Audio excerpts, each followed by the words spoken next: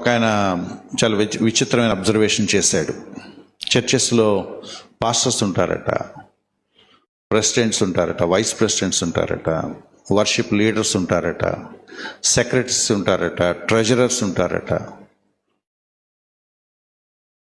రకరకాల committee roles ఉంటాయట. But disciples ఉంటారట. Our churches have every kind of people in all capabilities, but the church doesn't know who or what a disciple is.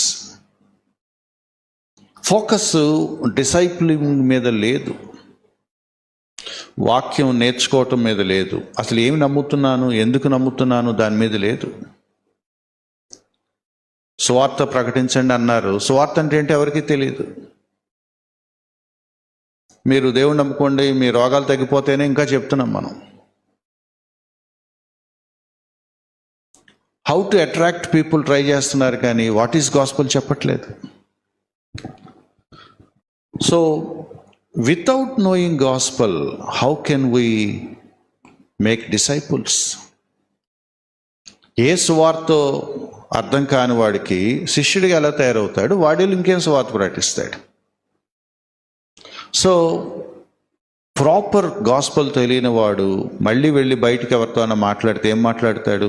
ఆ improper స్టఫే మాట్లాడతాడు.